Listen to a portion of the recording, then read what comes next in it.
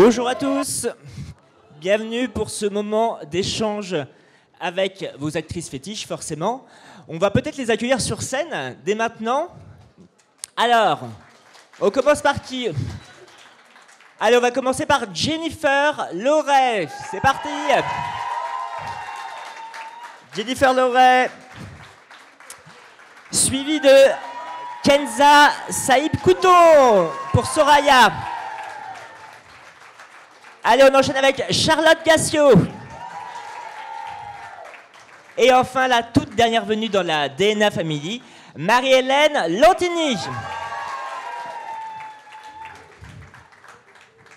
Merci pour votre présence. Merci aux fans de se déplacer également pour ce moment d'échange. Forcément, pour commencer, Sérimania, c'est un festival de séries qui met en avant la richesse des séries françaises et internationales, mais c'est aussi et avant tout un moment d'échange avec votre public qui vous suit au quotidien, du lundi au vendredi. En quoi ces moments sont importants pour vous de venir sur les festivals? Allez, Charlotte, c'est parti. Oui, ça y est, ça marche. C'est très important de rencontrer notre public parce que c'est quand même grâce à eux si ça dure toute cette histoire.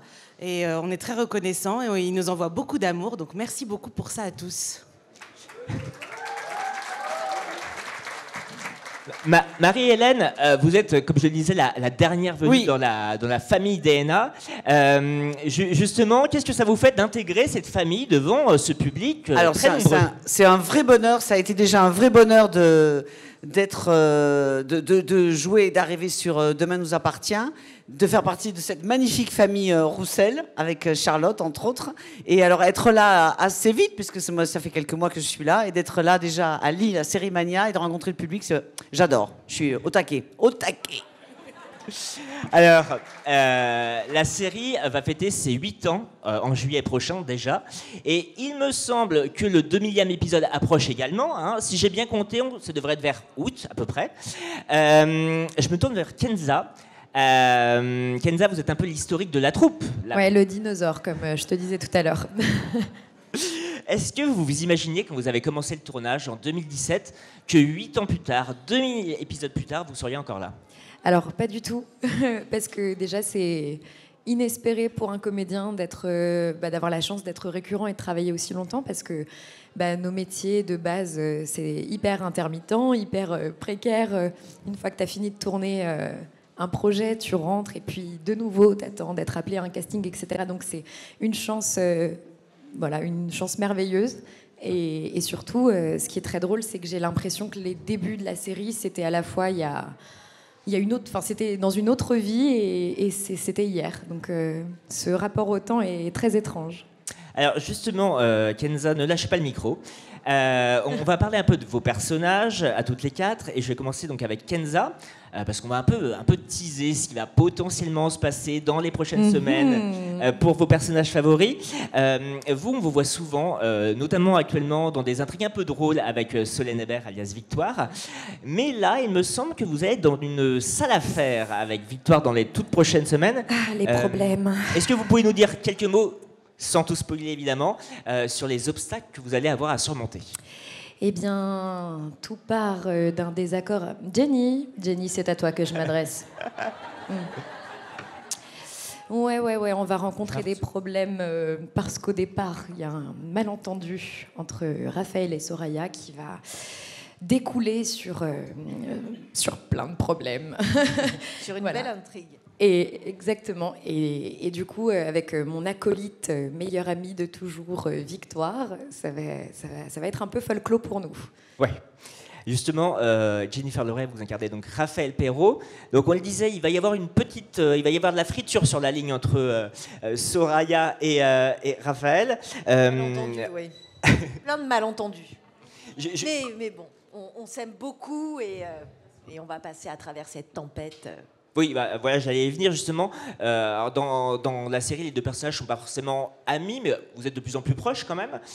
Comment Raphaël va-t-elle gérer cette situation avec sa collègue au fur et à mesure de ce malentendu justement? Plutôt pas mal. Elle va être assez compréhensive, elle va être à l'écoute. Mais bon, Soraya lui dit pas tout, donc forcément... Je ne peux pas trop en dire. Non. Suspense. Mais elles sont quand même malgré tout très proches. Il y a plein de quiproquos qui vont avoir lieu et qui vont d'ailleurs, qui nous ont offert de belles scènes de comédie. Donc plein de belles choses à découvrir. Ouais. Des beaux moments en tout cas. Exactement. Justement, Raphaël, en plus de cette intrigue, il va y avoir, on peut dire, vous allez avoir une nouvelle fonction, un nouveau rôle, entre guillemets, qui ne va pas plaire à votre fille. Est-ce que vous pouvez nous raconter un peu comment ça va se passer, en quelques mots? Alors, en quelques mots, Raphaël a toujours rêvé d'enseigner. Et à la grande surprise de sa fille, elle va donc lui donner des cours à elle et à d'autres étudiants.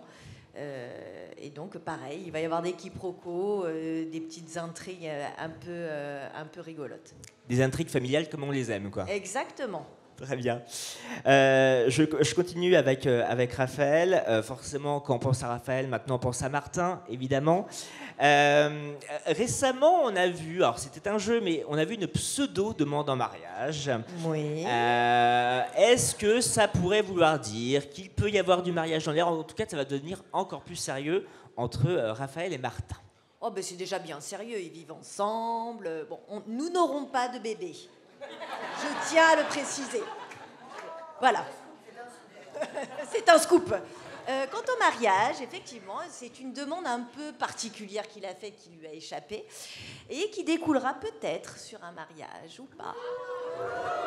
J'espère que je serai invitée. Quand même.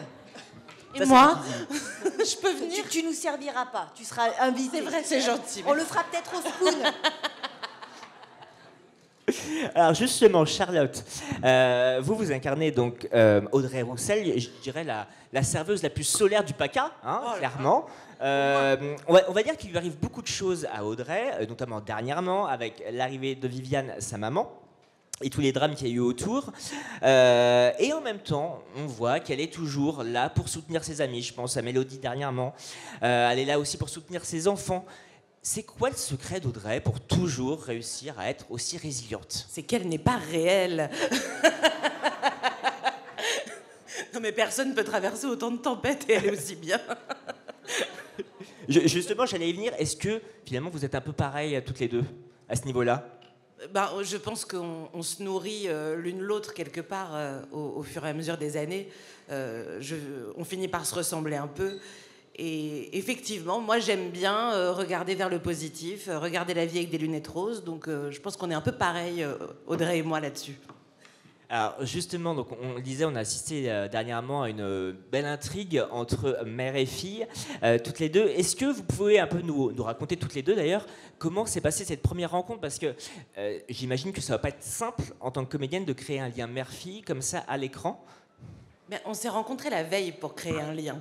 Alors ça paraît tout bête, mais de partager un dîner ensemble la veille du tournage, ça nous fait déjà un lien avant, une toute petite histoire, quelque chose qui fait qu'on a une petite intimité. Et ça a été plus facile après de créer la complicité à l'écran. Je suis d'accord. Ça, c'est vrai que c'était une idée de Charlotte au départ. C'est vrai que d'arriver comme ça, pour moi, dans une série qui est là depuis 8 ans, avec des personnages, Charlotte est là depuis 4 ans, débouler comme ça, c'est pas évident. Avec ce personnage, en plus, on est plus dans le drame, dans le dramatique, avec tout ce qu'elle a vécu. Et donc, c'était bien. En plus, dans la vie, bon, je suis plutôt comment on dit? Sympa. Sympa, voilà, c'est ça. Oui, c'est vrai.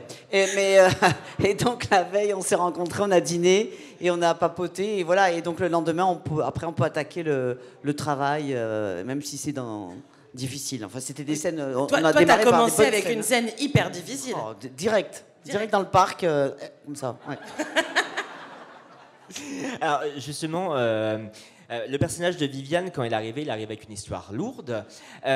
Comment on fait quand on arrive sur une série pour construire un personnage avec un passé aussi difficile, ses fialures, etc. Alors là, c'est vraiment, après, c'est du travail de comédien. Hein, c'est-à-dire que, heureusement j'ai eu les textes un petit peu en amont, j'ai pu lire les scénarios et travailler. J'ai travaillé vraiment toute seule, vraiment, à la base, l'apprentissage d'une part, et puis après, comment je pouvais amener, moi, avec ma personnalité, ce personnage, et m'attaquer à ces scènes qui étaient quand même, on a démarré dans des scènes, les scènes de retrouvailles, qui sont beaucoup d'émotions. Bon, on va chercher des choses, voilà, donc j'ai travaillé comme ça. Puis après, une fois que je les ai rencontrés, que j'ai rencontré la famille, les réals aussi, voilà, on bosse. Moi, j'étais dans ma bulle aussi pas mal quand même sur ces moments-là. Ouais. Votre personnage, il y a quelques semaines, a quitté Sète pour Perpignan. Est-ce qu'on peut, là aussi, pour faire plaisir aux fans, imaginer un potentiel retour, et surtout, est-ce que vous en avez envie? Ah ça oui, si je suis là, hein, quand même. À la base, c'est pour parler de Viviane et de DNA. Oui, c'est prévu, mais je ne peux absolument rien dire. Voilà. C'est ça aide beaucoup, non, hein? Vous êtes content? Voilà. Mais je reviendrai, c'est sûr. Je repasse à Charlotte. Charlotte, donc on disait qu'il y a eu pas mal d'épreuves dernièrement, mais il me semble qu'il va encore y en avoir. Pas toujours. Cette fois autour de Jordan. Est-ce qu'elle va encore réussir à être aussi solaire malgré les épreuves? Mais dans quoi il se fourre tout le temps, lui aussi, franchement. Voilà. Avec un gamin comme ça, c'est compliqué. Hein. Non, mais il est en train de s'en sortir en plus, et puis il lui arrive encore des histoires. Mais c'est un garçon gentil, d'accord. Donc on va s'en sortir quand même. Et la famille va rester aussi soudée que... Et la famille est très unie, et à l'écran, et à la vie. Charlotte et Jennifer, ça fait à peu près 1000 épisodes que vous êtes présentes dans la série, dans DNA. Quel bilan vous en faites, vous, 1000 épisodes après, de votre arrivée, de votre personnage, de l'évolution? Je crois qu'on est très heureuse. Ah oui, sinon on serait plus là. C'est ça. Non, c'est vrai, c'est une merveilleuse aventure. On ne savait pas qu'on resterait autant d'épisodes. On espère qu'on en reste au 3000e, peut-être qu'on sera toujours là. On sera toujours là au 3000e. Non, c'est une aventure extraordinaire de travailler comme ça sur une quotidienne, enfin, c'est magique. Et puis d'avoir un public comme vous Vraiment. Vous êtes là tous les soirs, c'est incroyable. Vraiment. Ça nous porte vraiment. Ça nous porte vraiment.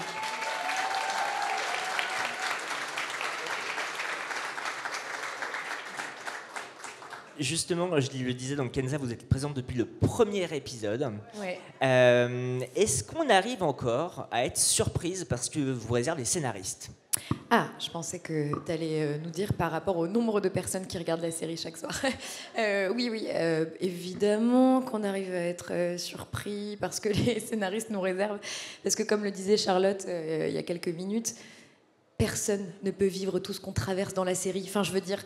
Qui a déjà été 15 fois dans le coma, séquestré 3 fois, toute la moitié de la famille est mort. Donc non, on découvre toujours avec beaucoup de surprises les scénarios, surtout qu'on a évidemment un peu d'avance par rapport à ce que vous voyez en diffusion, mais pas tant. On n'a pas une visibilité très très lointaine, donc on attend avec impatience tous les lundis de recevoir une vague de 5 épisodes et de découvrir ce qui arrive à nos personnages, et on est toujours très surpris par les ressources de nos auteurs et des idées de la production et de la chaîne. Donc, Mais alors justement, ça fait donc bientôt 8 ans que vous incarnez ce personnage de Soraya à l'écran. Est-ce que quand vous construisez votre personnage au fur et à mesure, avec les intrigues qui vous sont proposées, vous arrivez à vous rappeler de ce qui s'est passé dans le passé de Soraya, qui est quand même très riche? Vous savez, je pense qu'on est presque tous devenus un peu, pas bipolaires, mais on habite avec nos personnages tous les jours, du lundi au vendredi, donc on a une bonne mémoire, et parfois le public, et ça c'est assez surprenant, a une meilleure mémoire que nous. C'est-à-dire que vous retenez mieux la continuité de tous les personnages de la série que parfois nous-mêmes, où les gens te rappellent et te disent « Mais tu te rappelles que Soraya, elle est allergique aux arachides? C'était dans l'épisode 6 de la série. » Et t'es en mode « Waouh, c'est dingue !» Donc non, on a aussi des super équipes techniques qui nous font des petites fiches avec toutes les informations, les résumés de ce qu'on a traversé. Voilà. Justement, est-ce qu'on va bientôt, parce que c'est aussi un plaisir de voir Nour et Soraya ensemble, est-ce qu'on va bientôt avoir le retour de ce binôme d'enfer? Oui, bien sûr. Ouais. Évidemment, ouais. J'ai beaucoup de chance. Enfin, on a beaucoup de chance en règle générale sur le casting, mais c'est vrai que j'ai un lien particulier avec Sahel, qui joue ma sœur depuis 8 ans. Et on adore ce qui est devenu ce binôme, ce duo de sœurs, avec au départ un rapport vraiment de la grande sœur à la petite sœur, et c'est hyper c'est hyper chouette de les voir évoluer et devenir deux femmes et d'avoir un rapport aussi qui évolue avec leur âge, avec leur maturité. Et je lui ai piqué son mec quand même, donc on s'est relevé de ça. Voilà. Alors, justement, avec Gabriel, tout va bien? Tout va bien. Tout va bien, ça va avancer là aussi? Alors, on va traverser aussi des galères. Je vous laisse découvrir, voilà, comme d'hab. Mais tout va bien et je tiens à préciser que j'ai des partenaires hyper cool et ils sont pas là aujourd'hui avec nous, mais on pense fort à eux et on les embrasse. Pour conclure, avant de passer aux questions de fans, si vous deviez toutes les quatre citer un mot pour résumer l'aventure DNA que vous vivez depuis de nombreuses années, ce serait quoi? Allez, Jennifer. Joie. Joie, très bien. Jennifer. Extraordinaire. Famille. Marie-Hélène. Formidable. Très bien. Eh bien, on va pouvoir passer aux questions de fans. Normalement, il y a un micro qui circule.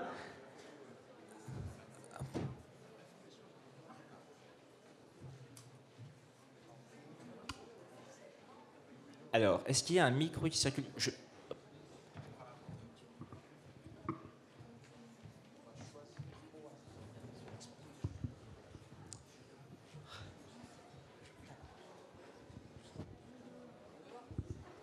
Bonjour.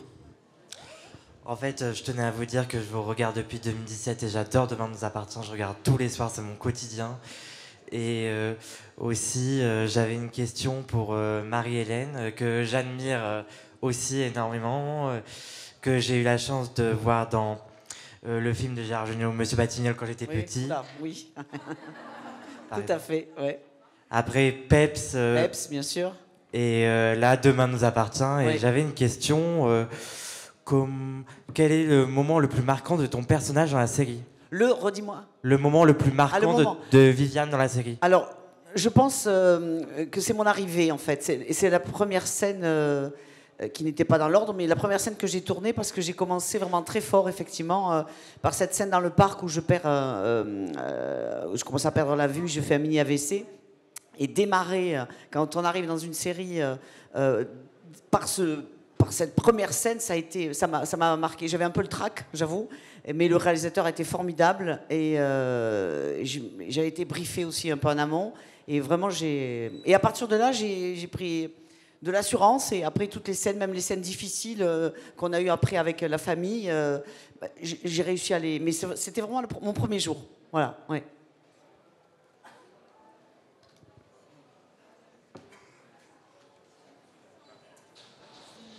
Alors déjà, bonjour, soyez les bienvenus à Lille. Je suis ravi de vous rencontrer, je m'appelle Florian. Je suis la série depuis ses tout débuts, voilà, et je voudrais savoir pour Kenza, Jennifer et Charlotte, depuis votre arrivée, quelle est l'intrigue qui vous a le plus marqué? Ah, la colle.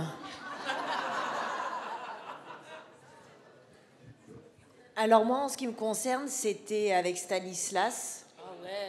C'était une très très belle intrigue, très poignante et qui touche énormément de femmes.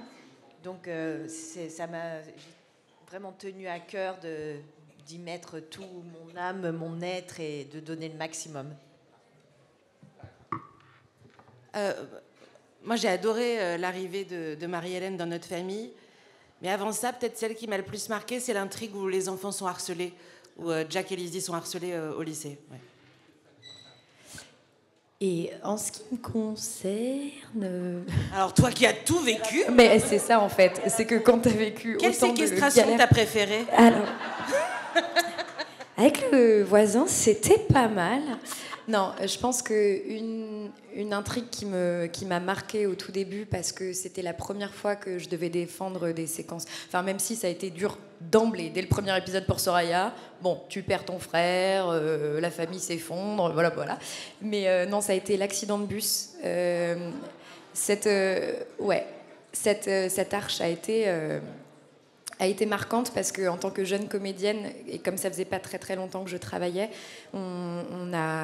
j'ai découvert un peu le drame, etc. Et j'ai trouvé que cette arche était super. Et ensuite, en ce qui concerne mes partenaires, j'ai adoré l'effondrement du lycée. J'avais trouvé que c'était formidable et que le boulot avait été genre merveilleux, même si vous êtes super tous les jours. Ouais, non, mais il était super. Cette arche m'a épisode, vraiment marqué, ouais.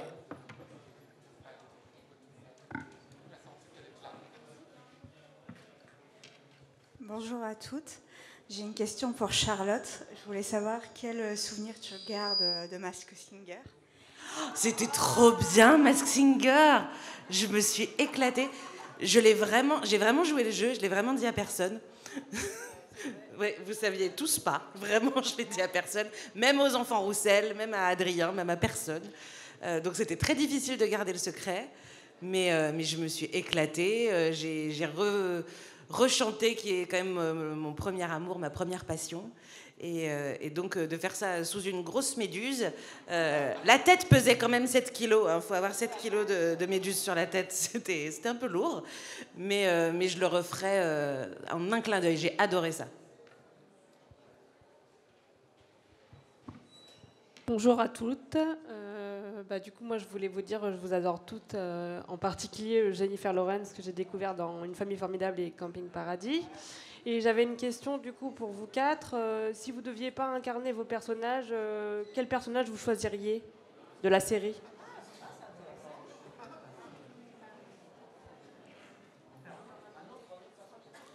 Non, peut-être un personnage un peu particulier comme celui de Grégoire Champion qui interprète Timothée. Je pense que c'est des personnages qui sont intéressants à incarner pour des comédiens. Alors, je suis désolée, je suis trop novice. T'as pas tout regardé les 1900 épisodes ? J'avoue, j'ai pas regardé les 2000 épisodes. Je suis très en retard, mais je vais m'y mettre, promis. Ça va durer 37 jours, Marie-Hélène, de diffusion non-stop. Jour et nuit. Jour et nuit. En diffusion continue, il y a 37 jours d'épisodes. Je vous jure, je passe mes vacances avec, promis.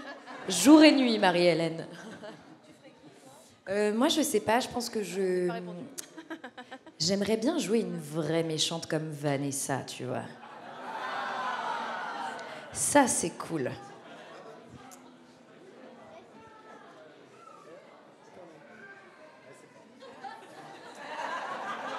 C'est une colle totale. Victor Brunet. Waouh, Jennifer rêve de devenir Farouk, ça c'est extraordinaire. Donc bonjour, avec ma fille du coup on vous adore, à la maison aussi. Voilà. Du coup moi j'avais deux questions mais je vais en poser qu'une, c'est pas grave. Est-ce que du coup quand vous vivez les intrigues assez fortes, est-ce que vous en faites des rêves ou des cauchemars ? Franchement, personnellement, en tout cas, je dissocie quand même ce qui se passe sur le plateau et dans la vie, heureusement. Après, maintenant, nos partenaires, ils font partie de nos vies, donc des fois, on rêve d'eux. Ah ouais. Est-ce que émotionnellement parlant, est-ce que vous arrivez à vous détacher de ça ? Ah oui, il faut. Ça fait partie de notre métier de savoir aussi. Enfin, nous vraiment, on arrive le matin, c'est un métier extraordinaire, mais qui reste un peu notre métro boulot dodo quotidien. Moi, au départ, je sais pas pour vous, mais je faisais souvent des cauchemars récurrents où j'arrivais sur le plateau sans connaître une ligne de texte. Ça, c'est basique, c'est classique. Je crois que c'est classique. Ça. Non, moi, je fais des cauchemars j'arrive sur le plateau, on me fait, ben non. Ah non, en fait, on n'a pas besoin de toi. Ne reviens plus. Ça, c'est un grand classique au théâtre aussi, c'est pareil, tu rentres et tu dis mais je devais pas jouer là, je ne connais pas le texte. Donc c'est vraiment des cauchemars de comédiens. Ça c'est vraiment les traumas quoi, genre. Bonjour. Bonjour. Bonjour. Moi c'était juste pour dire que moi j'ai adoré la soirée sushi avec Jennifer. T'aimes ça les sushis ? Non. Mais c'était rigolo, hein. C'était chouette. Oui. Tu vas pouvoir faire le jeu chez toi maintenant, sans les sushis.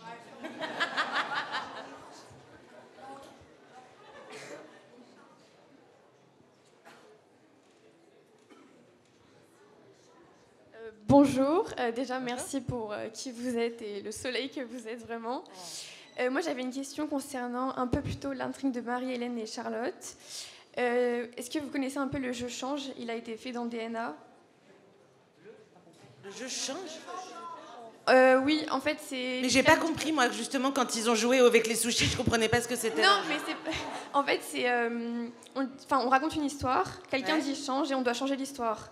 Du coup, moi, je me demandais si on devait changer le passé de Marie-Hélène, qu'est-ce qu'on ferait? Ah, c'est joli. Ah ben, alors, je sais pas si on pouvait... Alors, si on change le passé, bah, je déboule pas comme ça, je déboule pas de la même manière, effectivement, dans la série et dans la famille Roussel, c'est sûr. Puisque là, on a un passé dramatique. Elle a vécu quelque chose de fort, une vie difficile. Et il n'y aurait pas eu ces retrouvailles émotionnelles.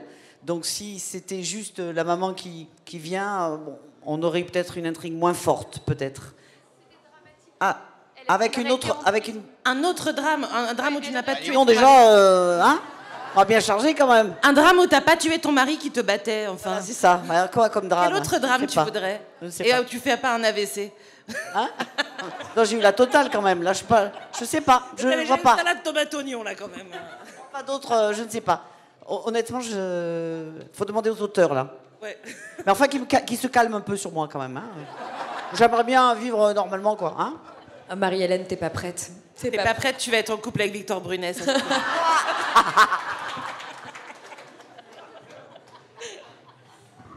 ce sera peut-être moi. Victor Brunet déguisé. Victor Brunet devient trans. Voilà. Bonjour, je suis juste ici. Bonjour. Tout d'abord, merci pour tout ce que vous faites parce que c'est vraiment génial de vous suivre tous les jours. Et moi, je voulais savoir, du coup, au niveau du tournage, est-ce que vous avez des anecdotes à nous raconter qui vous ont marqué pendant le tournage de la série?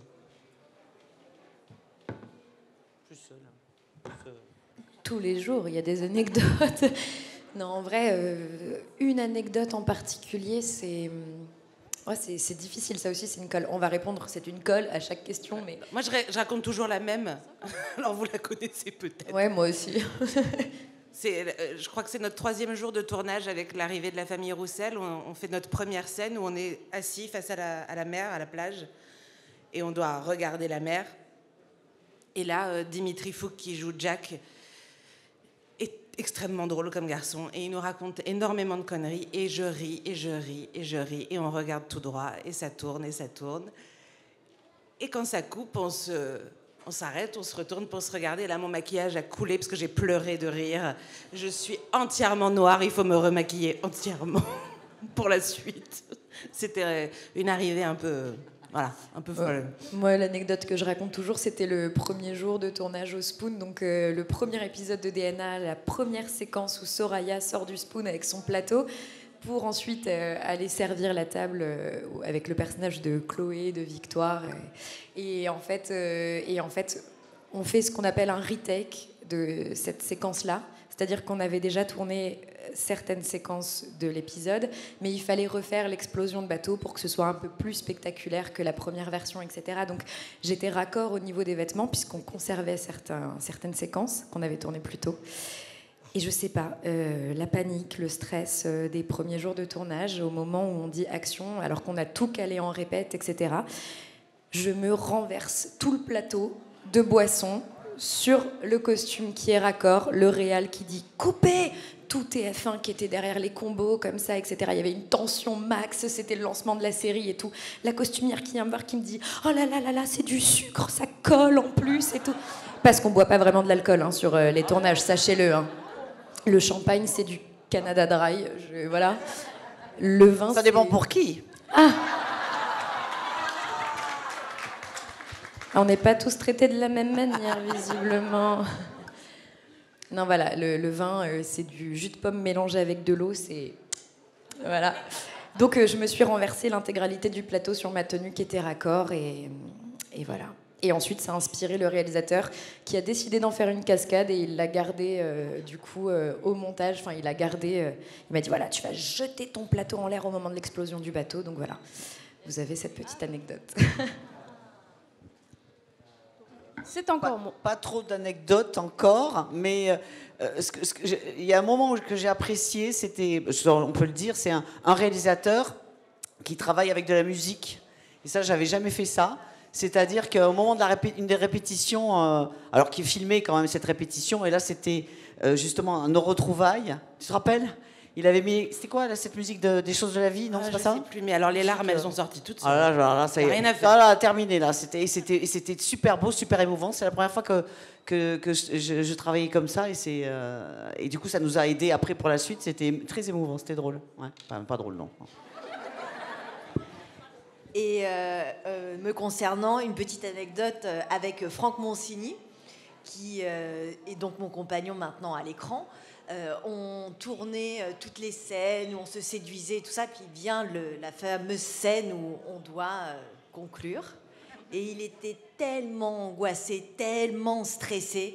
Et il arrive, genre super décontracté le matin en mangeant un sandwich, mais faussement décontracté. Et je lui ai foncé dessus et je lui ai fait un énorme bisou sur la bouche.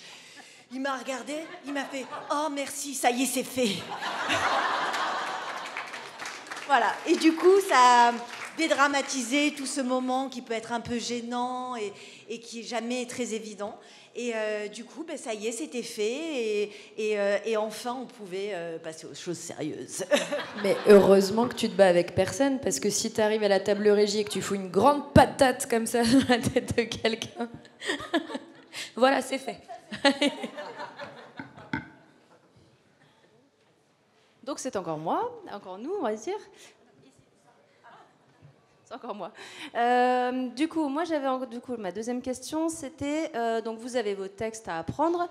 Je sais que Jack du coup fait quelques impros. Est-ce que du coup il y a souvent des impros dans le texte, tout ça, qui arrivent et du coup qui sont au montage? Elles font pas toujours le montage, mais il n'y a pas énormément de liberté quand même. Hein. On respecte le texte. Parfois, on se le met un peu en bouche. De temps en temps, on rajoute une petite blague. Si elle reste, on est content. Là, je suis un peu contente. Il y en a une dans le spoiler là qui est restée, le spoiler qui est sorti vendredi, je crois, sur Jordan qui va faire un shooting photo. La dernière vanne, on l'a rajoutée et je suis contente qu'elle soit restée. Bonjour. Alors merci déjà d'être venu à Lille, ça fait très plaisir de vous accueillir dans le Nord.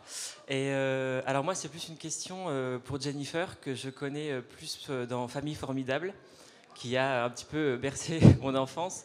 Et donc je voulais savoir si déjà ce rôle vous a marqué dans votre carrière et si peut-être une suite serait envisagée ou est-ce que vous souhaiteriez qu'une suite soit produite? Je crois qu'on est très nombreux à avoir envie qu'il y ait une suite. Malheureusement, c'est pas prévu au programme, mais c'est un personnage qui m'a suivi 27 ans. J'ai commencé, j'avais 11 ans, et on a terminé la série, j'en avais 38. Donc oui, bien évidemment, le personnage de Frédéric m'a marqué au fer rouge, et puis c'était un petit peu aussi une partie de moi. Donc éventuellement, si TF1... Mais bon, oui, non, on aurait adoré effectivement qu'il y ait un spin-off avec les plus jeunes, puisque Annie et Bernard souhaitaient arrêter pour avoir d'autres projets, mais malheureusement, c'est pas d'actualité. Et bien voilà, on arrive au terme de ce moment de questions-réponses entre vous, chères actrices, et vos fans. Merci beaucoup.